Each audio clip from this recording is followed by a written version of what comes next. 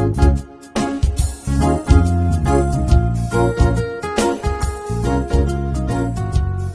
et bienvenue sur le podcast Happy Bull. Je suis Stéphanie Bouzy, coach en life design. J'accompagne les femmes dynamiques et ambitieuses à retrouver confiance et estime d'elles-mêmes. Je pense qu'il est essentiel de prendre conscience que nous avons toujours la capacité de rebondir, de se rebooster et donc de nouveau de prendre confiance et d'avoir une magnifique estime de nous-mêmes. Je partagerai avec toi ici du contenu sur la confiance en soi, l'estime de soi, l'amour de soi pour ainsi te rendre magnétique et rayonnante. Tu es partante pour entrer dans mon univers Happy Bull? C'est parti! Hello les filles, comment allez-vous? Alors bien, j'espère. Moi, je suis en pleine forme, prête pour ce nouvel épisode d'Happy Bull. Alors, en fait, ce nouvel épisode d'Happy Bull, j'ai envie vraiment de parler d'un sujet qui me tient particulièrement à cœur parce qu'il est extrêmement important. C'est la résilience. Alors, qu'est-ce que la résilience? La résilience, si on se réfère simplement à ce qui est écrit dans le dictionnaire, c'est la capacité dont dispose toute personne à rebondir face à un événement quel qu'il soit. Alors, je suis intimement convaincue que chacune d'entre nous a ce potentiel de résilience. Et je suis intimement convaincue que chacune d'entre nous a la capacité de rebondir suite à des événements quels qu'ils soient.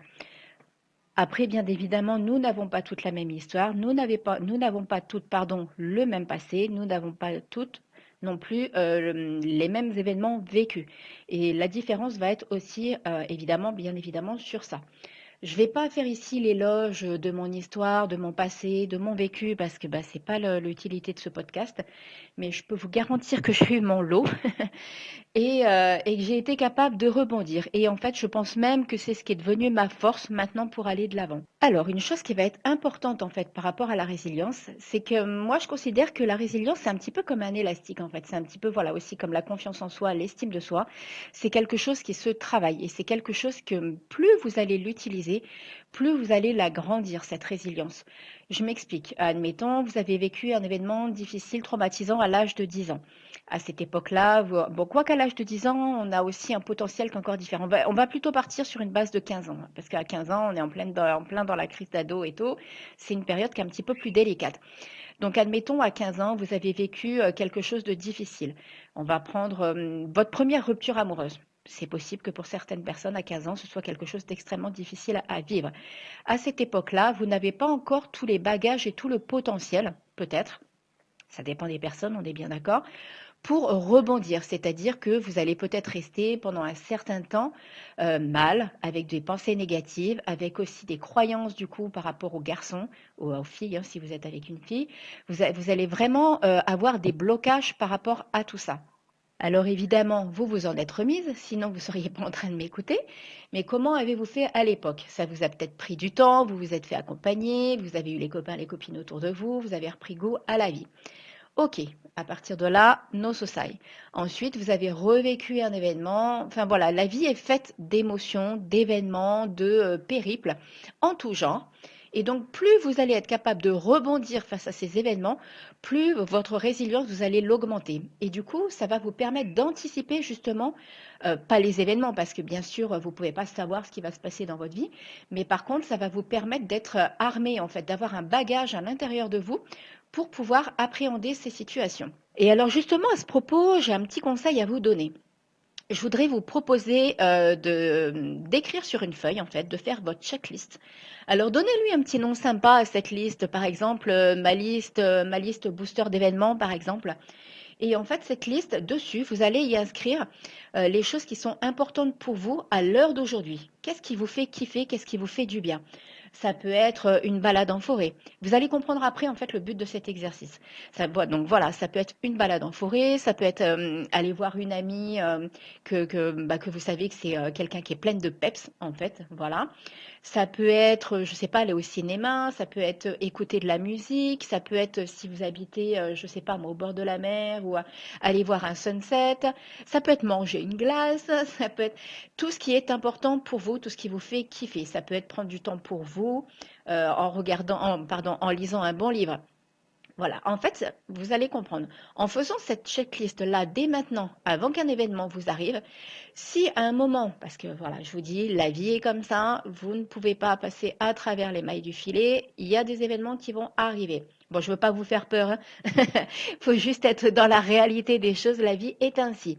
Donc, ce que je veux dire, si vous avez un événement qui vient à vous submerger, quel qu'il soit, ça peut être une embrouille avec quelqu'un, ça peut être une rupture, ça peut être vous perdez votre boulot, d'accord? Vous prenez cette liste et en fait, vous regardez dessus ce qui va vous faire du bien. Il faut vraiment vous mettre un coup de pied aux fesses et utiliser cette liste pour vous booster. Vous allez la checker. Vous avez envie d'aller faire un tour en forêt. Alors attention, on est bien d'accord, vous allez peut-être pas avoir envie sur l'instant, mais il faut vous mettre ce fichu coup de pied aux fesses. Et vous bougez. Vous allez en forêt. En même temps, vous en profitez pour faire une bonne petite méditation à l'intérieur, lâcher toutes vos pensées négatives. Vous en profitez pour visualiser des choses bien positives. Et l'idée vraiment de cette checklist, c'est qu'elle va vous permettre justement dans les coups de blues de pouvoir avoir un soutien. Donc vous reprenez cette liste et là vous dites bah tiens là j'ai peut-être plus envie d'appeler une copine. Moi je sais que personnellement j'ai une amie qui est pleine de peps et quand je passe par des petits événements comme ça, par des petits coups de blues, je sais que c'est elle que je vais appeler parce qu'elle aura toujours un truc pour me dire non non mais là Steph c'est bon tu t'arrêtes, allez hop on repart. Donc voilà pour la petite astuce avec la checklist avant événement. Ensuite, il y a quelque chose qui est extrêmement, extrêmement important, c'est qu'il ne faut absolument pas être dans le déni de cet événement. Il y a certaines personnes, en fait, et je pense même que j'ai eu fait ça de par le passé, de par mon éducation, c'est-à-dire que quand il y avait un événement difficile, quelque chose de bien, bien violent qui venait nous secouer, on avait pour habitude, en fait, dans l'éducation, c'était bon, ok, il y a cet événement, mais on va de l'avant et on fait comme s'il n'existe pas. En tout cas, ce qui s'est passé pour moi, c'est qu'à l'âge de mes 40 ans, tout ça m'est revenu en pleine tête suite à une agression. Et j'ai vécu une agression physique, en fait. Et suite à ça, tout m'est revenu. Bang, bang, bang, tout a explosé dans ma tête. Donc, bah, je me suis fait accompagner hein, pour régler tout ça et pour faire un petit retour en arrière sur tous les événements. Et devinez quoi, comme par hasard, tout ce que j'avais étouffé depuis l'âge de, on va dire, de 4-5 ans jusqu'à bah, mes 40 ans, hein. Donc il y a de quoi faire. Bah, tout ça avait été étouffé parce que c'était un schéma que j'avais et qu'on m'avait dit qu'il fallait faire comme ça. Et en fait, c'est une grosse erreur. Maintenant, je sais qu'avec ma fille, quand il y a des événements, justement, je lui dis: «Jade, il faut lâcher, il faut vraiment voir la situation, il faut y penser, il faut, régler cette situation. Il faut en parler surtout». Donc ne soyez pas dans le déni. Cette situation, elle est là et c'est pas parce que vous allez la mettre de côté qu'elle ne va jamais ressurgir. Alors ça, je peux vous le garantir en mille. Un jour ou l'autre, ça refera surface et peut-être même au moment où vous y attendez le moins, comme moi à l'époque, voilà, cette agression physique.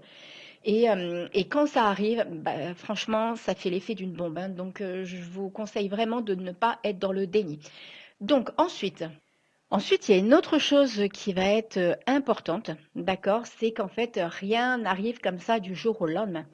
La résilience, c'est quelque chose alors je ne reparle pas de cette notion de résilience qui augmente avec le temps, hein. Là, ce que je veux dire, c'est que quand vous avez un événement qui va arriver, n'attendez pas à ce que dès le lendemain, vous soyez en pleine forme. Et alors en fonction de l'événement, bien entendu, et avec la capacité de résilience que vous allez, augmenter, bien évidemment, vous serez de plus en plus capable de rebondir de manière extrêmement rapide, puisque je le sais, puisque moi-même maintenant j'ai cette capacité-là à rebondir vraiment bah, d'une façon bien plus forte qu'avant, bien plus rapide qu'avant. D'accord? Ce que je veux dire par là, c'est que quand vous avez un événement qui arrive, donnez-vous du temps. Soyez patiente, acceptez ce temps qui passe. Et justement, ce qui est intéressant en fait avec ce temps, c'est de l'utiliser pour vous reconstruire. Chaque jour, donnez-vous un objectif. Chaque jour, prenez cette fameuse checklist là dont je vous ai parlé tout à l'heure et regardez ce que vous pouvez faire qui va vous faire du bien. Dans l'idéal, sur cette checklist, essayez d'y mettre 10 choses. 10 choses qui sont importantes pour vous. Vous avez le temps de la faire, là, prenez-la, commencez-la à la créer dès aujourd'hui. Et en fait, au fur et à mesure, comme ça, vous allez l'agrémenter. Même si vous avez plus de 10 choses, c'est encore mieux, ce sera un super kiff. Et justement, dessus, quand il y aura cet événement qui va arriver, bah, il y a des petites choses, peut-être lire et vous rester enfermé à la maison, ça ne va pas vous inspirer sur l'instant. Par contre, appeler une copine qui a du peps et aller manger une glace avec elle, ah bah là, pourquoi pas. En plus, ça vous incitera à sortir de chez vous, donc ça va vous mettre de nouveau un petit coup de pied aux fesses. Et ça, c'est le top. Donc, donnez-vous du temps. Tout vient à point, à qui c'est un temps, c'est bien connu. Donnez-vous du temps, donnez-vous ce temps de reconstruction qui est important et qui sera essentiel. Donc on est bien d'accord que c'est normal et ça peut arriver à tout le monde d'avoir des coups de blues quand vous allez être face à cet événement. Voilà, je vous le dis, laissez-vous du temps, ayez confiance en vous, le temps sera votre ami. Ensuite, une autre attitude à avoir, et celle-ci, elle est, waouh, elle est juste top, top, top, c'est d'avoir une attitude positive. Là, juste avant, je vous ai parlé un petit peu des choses les moins agréables, on va dire, quand on vit un événement douloureux. On est bien d'accord aussi, en fait, qu'un événement ne peut pas se quantifier. C'est-à-dire que bah, l'événement, moi, voilà, par exemple, cette agression que j'ai vécue il y a quelques années, j'ai eu mon degré, j'ai eu mon intensité d'émotion, j'ai eu mon intensité de douleur. Et c'est pas parce que, enfin voilà, ça c'est propre à chacun en fait. C'est vraiment en fonction de notre personne, en fonction de notre histoire, en fonction de notre vécu. Il n'y a pas de comparaison à avoir. C'est comme par exemple, enfin voilà, moi j'ai déjà eu l'occasion d'entendre des copines dire ouais mais je comprends pas, ça fait 1 an et demi qu'elle a vécu cette séparation, elle s'en est toujours pas remise. Et alors, est-ce qu'il y a une règle sur combien de temps on prend pour se remettre d'une rupture? À ma connaissance, je ne crois pas. Il y a des étapes, ça c'est certain, d'accord, il y a des étapes. Mais après, de là à dire que c'est pas normal qu'au bout d'1 an et demi, on ne soit pas toujours remise de quelque chose, je suis pas franchement d'accord avec ça en fait. Après, il faut se donner les moyens d'aller de l'avant. Mais il y a vraiment pas de règle. Voilà, si quelqu'un a besoin de tout ce temps pour se reconstruire, eh ben, il prendra tout ce temps. Après, c'est pas une raison, par contre, pour se laisser aller. On est bien d'accord, on fait la part des choses pendant ces 1 an et demi, si tu fais le choix quelque part de rester chez toi victime de ta situation, là c'est encore autre chose. Je ne parle pas de se victimiser de ce qu'on a vécu, je parle de vraiment se donner du temps pour se reconstruire, ce qui n'est pas du tout la même chose. Alors ensuite, une autre attitude qui est extrêmement intéressante et importante à avoir, c'est avoir une attitude positive. D'accord.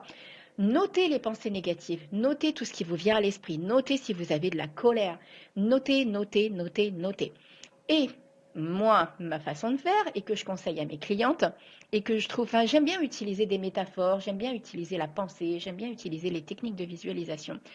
Ces pensées négatives que vous avez, une fois que vous les avez verbalisées et que vous les avez en tête parce que vous les avez notées sur papier, vous pouvez vous amuser à les mettre sur un nuage. Alors on est d'accord, moi j'adore idéaliser les choses, j'adore faire les choses avec de la légèreté. Vous pouvez les envoyer, donc vous les mettez sur un nuage, vous regardez en l'air, vous regardez ces pensées négatives, vous les posez, vous les écrivez sur ce nuage, et ce nuage, vous le regardez partir. C'est joli, n'est-ce pas? Alors, j'ai une autre astuce aussi que j'utilise en coaching. Si l'idée du nuage ne vous inspire pas des masses, d'accord, si vous n'êtes pas trop nature, si vous n'êtes pas trop, voilà, si c'est pas votre kiff, il y a autre chose que vous pouvez faire. Vous visualisez, alors là, je vais vous demander peut-être de fermer les yeux, ça sera plus sympa pour le faire et pour la technique de visualisation, ça sera bien plus puissant. Vous fermez les yeux, vous imaginez que vous êtes au bord d'un cours d'eau, d'accord? Ce cours d'eau, vous le regardez en amont et vous voyez une barque en fait qui est en train d'arriver. Sur cette barque, vous allez y penser, y poser, pardon, excusez-moi, tous les petits papiers là avec ces pensées négatives. C'est-à-dire que de votre main, vous visualisez vraiment que vous posez ces papiers sur cette barque.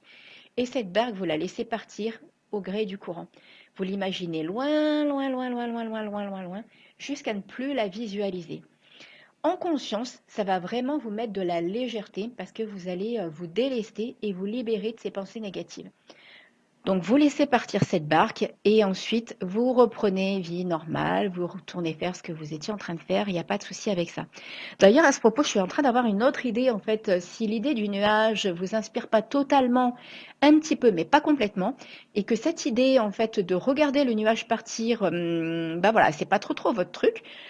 Un autre truc, une autre chose en fait que je pense qui pourrait être plutôt sympa, c'est en fait l'idée de souffler sur ce nuage. Ouais, je pense que ça peut être franchement sympa en fait. Vous visualisez donc vos pensées négatives sur ce nuage, vous les écrivez même, hein, vous vous mettez dans un coin, il n'y a personne qui vous voit, vous êtes seul avec vous-même, il n'y a pas de souci, le jugement on s'en fiche, d'accord? Vous écrivez vos pensées négatives sur ce nuage et en fait vous soufflez dessus. Dans la symbolique, c'est pareil, vous soufflez, vous allez jusqu'au bout de ce souffle, jusqu'à en être vraiment épuisé de ce souffle. Alors, maintenant qu'on a bien soufflé sur ce nuage, on va prendre une autre astuce en fait pour utiliser sa résilience et être capable de rebondir. C'est vraiment sa perception du regard. Ça, c'est pareil, c'est un truc que je kiffe en fait, de m'amuser à faire un 360 degrés avec les situations, les pensées, les paroles, les événements. Changer de regard sur cette situation. C'est-à-dire que là, vous la voyez qu'avec un prisme parce que vous avez des peurs, des croyances, peut-être quelque chose que vous avez déjà même vécu de par le passé. Admettons, on va parler d'une rupture, d'accord? Vous en avez déjà vécu une, vous avez donc vos peurs, vos croyances avec les événements déjà vécus auparavant qui refont surface et qui, elles, hop, ça fait un énorme package de tout ça. Donc, du coup, ce sont vos émotions, en fait, qui prennent le dessus à cause de ces fameuses peurs et de ces croyances. D'accord? Là, l'idée, c'est vraiment de changer votre perception de la situation. C'est de vous dire, OK, je suis en train de vivre cet événement, mais c'est pas la seule chose qui soit en train de se passer dans ma vie. D'accord? Il y a cet événement, mais il y a d'autres choses positives tout autour. Ça peut être quelque chose que vous appréciez dans votre boulot, ça peut être votre vie de famille qui justement vous fait du bien. Vous avez des enfants à la maison, vous passez un bon moment avec les enfants, vous pouvez rebondir. Donnez-vous vraiment cette capacité et ce potentiel de rebondir. Donc voyez aussi que cette situation, ce n'est qu'une situation. Rien n'est figé. D'accord? On est bien d'accord que quand on vit une rupture, elle ne va pas rester comme ça jusqu'à vos 90 ans. Le temps va passer, les événements vont arriver, d'autres choses positives vont arriver dans votre vie. Changez vraiment de regard. Par rapport à tout ce qui s'est passé aussi dans cette situation, vous avez la possibilité en fait d'y mettre un petit peu, de lui donner une autre fin en fait. Par exemple, voilà, toujours en technique de visualisation, admettons, voilà, on reste sur cette notion de séparation, de rupture. Vous pouvez la visualiser autrement, c'est-à-dire vous lui conforter une autre situation. Je ne parle pas d'arrêter de modifier cette fin de séparation. Je parle si par exemple elle s'est passée dans un clash, vous visualisez autre chose, c'est-à-dire que là vous allez pouvoir dire tout ce que vous avez sur le cœur, vous pouvez dire tout ce qui vous vient à l'esprit et vraiment visualiser comme ça. C'est aussi assez intéressant de le faire en technique de visualisation, de changer la fin d'une situation en fait, hein. Donc l'idée, vous l'avez bien comprise, c'est de ne pas rester qu'avec un seul prisme sur cette situation parce qu'en fait c'est extrêmement réducteur. D'accord? Et en fait, le but, c'est vraiment pas de se réduire, mais bien au contraire, de pouvoir rebondir. Ensuite, je voudrais vraiment encore parler de quelque chose qui est important, d'accord? Ça, alors évidemment, on peut s'en rendre compte, mais avec le recul. Sur l'instant, c'est pas forcément évident. Après, je vous dis, plus vous allez travailler votre résilience, plus vous serez capable de le faire. Mais en fait, il faut bien prendre conscience qu'une épreuve est souvent, et même extrêmement souvent, très très très souvent, comme je vous dis, même moi, par rapport à cette histoire d'agression, au final, je la remercie. Je remercie la vie parce que grâce à ça, je me suis libérée d'événements que j'ai vécus dans l'enfance, d'événements que j'ai vécus dans mon adolescence ou même dans mon début de femme de vie d'adulte. Donc voilà, au final, ça a été quelque chose d'extrêmement bénéfique, même si les premiers mois ont été quand même très difficiles. Chaque épreuve est vraiment l'occasion de changer ce que l'on n'avait pas la force de bousculer avant ou de quitter quelque chose qu'on n'avait pas le courage de quitter. D'accord? Et donc, du coup, ça donne vraiment la possibilité d'avoir un autre, encore cette fameuse notion d'autre regard sur la situation. C'est-à-dire que, par exemple, voilà, vous étiez dans une relation peut-être toxique, d'accord, mais vous n'arriviez pas à partir. Il y avait quelque chose à chaque fois qui vous, ou au contraire, vous arriviez à partir, mais vous reveniez.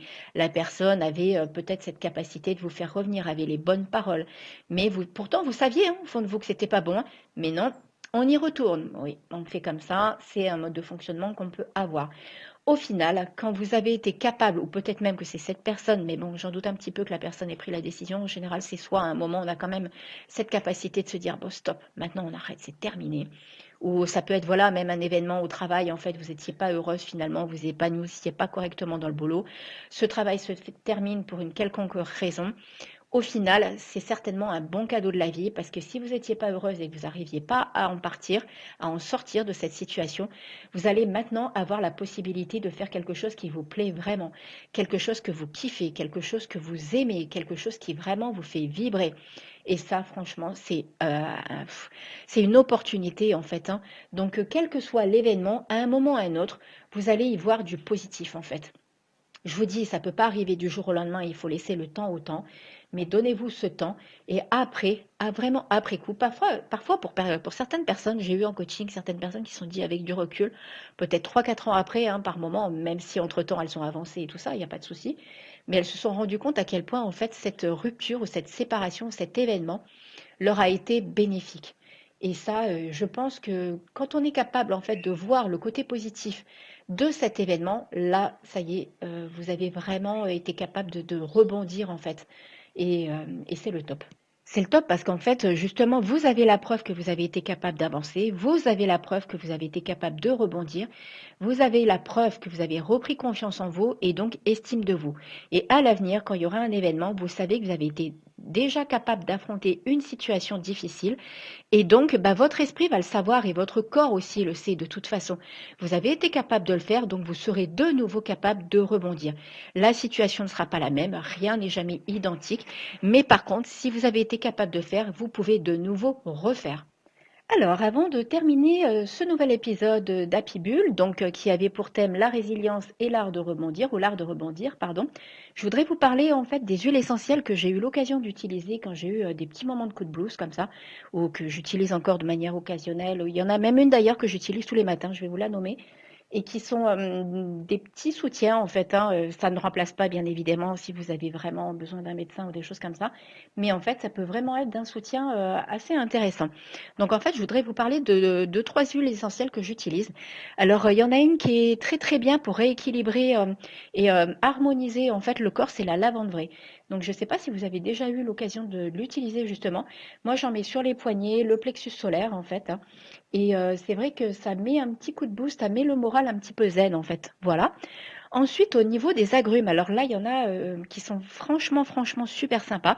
Après, au niveau odorat, chacun réagit différemment. Il y a la mandarine qui est très bien, l'orange douce qui est aussi très très bien. Et moi, alors celle que j'utilise tous les matins et que je mets sur mes poignets, le plexus solaire, c'est le petit grain bigarade. Parce qu'il y a vraiment une petite note positive à l'intérieur et ça met vraiment un coup de boost dès le matin. Ça, franchement, je peux vous le garantir. Et donc une troisième, en fait, enfin une troisième, un petit peu plus qu'une troisième, mais si on englobe les agrumes dans une seule catégorie, c'est le basilic. Le basilic, c'est vraiment idéal pour l'anxiété, le sommeil, les angoisses. Donc, quand vous êtes vraiment dans cette période-là de stress, d'événements douloureux, sensibles, d'accord, vous pouvez mettre du basilic. C'est pareil. Alors, moi, je l'utilise sur les poignets, pareil, et le plexus solaire. Le petit grain bigarade, je m'amuse quand même à le faire en diffusion, hein. J'ai un diffuseur que je me suis offert et je le mets dans la maison le matin pendant le petit-déj. En fait, j'aime bien aussi, ou juste après le petit-déj. Ou après manger, si vous êtes à la maison, bah moi je travaille à la maison, donc voilà. Mais après mon repas du midi, en fait, pendant ma petite pause, juste après le repas, je le fais diffuser dans la maison. Il y a vraiment une petite note agréable pour rebooster pour l'après-midi. Alors ensuite, il y a un dernier truc. Bon, on est bien d'accord que je fais pas de pub. Voilà, vous utilisez ou vous utilisez pas, vous faites vraiment comme vous avez envie. Mais quand on vit des événements difficiles, il y a le rescue qui est extrêmement puissant. Donc après, évidemment, vous le faites comme vous le sentez, il n'y a pas de souci avec ça, c'est juste des petits conseils. Après, vous pouvez tester et vous verrez un petit peu ce que ça donne. Mais vraiment, le petit grain bigarade, c'est vraiment quelque chose de sympa le matin pour mettre la petite touche positive. Donc voilà, c'est terminé pour ce podcast Happy Bull. Je vais juste vous faire un petit récap en fait de tout ce qu'on a vu et de tout ce qui est important. Donc on est bien d'accord que quand vous avez un événement, il est important de prendre conscience qu'il ne va pas durer. Et la douleur que cet événement occasionne, pardon, ne va pas durer non plus. D'accord? Ensuite, on se fixe des objectifs, on se met des petits coups de pied aux fesses et on se fixe, voilà, des changements. Chaque jour, petit pas par petit pas, vous allez avancer et donc augmenter votre résilience et être capable de surmonter cette épreuve. OK? Ensuite, on se crée une image positive de soi. On ne va pas se dévaloriser. Vous avez le droit d'avoir des coups de blues, vous avez le droit de ne pas aller bien. Donnez-vous un temps, donnez-vous une deadline, fixez-vous un petit peu des objectifs aussi par rapport à ça. Dites-vous, OK, là je suis pas bien, je me donne, admettons, si c'est vraiment le début de l'événement, que la matinée. Et ensuite, l'après-midi, je fais quelque chose qui va me booster. D'accord? Et surtout, on prend soin de soi. On prend soin de son moral, on prend soin de qui on est, on prend soin de son corps. On ne se laisse pas abattre, on ne se positionne pas en victime et on fait ce qu'il faut pour aller de l'avant. Donc voilou, j'espère que ce podcast sur la résilience vous aura plu. J'espère qu'il vous aura donné des conseils et qu'il vous aura apporté vraiment des choses intéressantes pour vous et qui vous permettra aussi de rebondir quand vous serez face à une épreuve, à un événement. Si ce podcast vous a plu, n'hésitez pas à le partager. N'hésitez pas aussi à mettre un commentaire pour comment vous, par contre, quelles sont les astuces que vous utilisez pour rebondir lorsque vous êtes face à une situation difficile. D'accord? Je serai au contraire très contente de lire vos commentaires. N'hésitez pas à le partager. Et sur ce, je vous dis à 15 jours. Bye bye!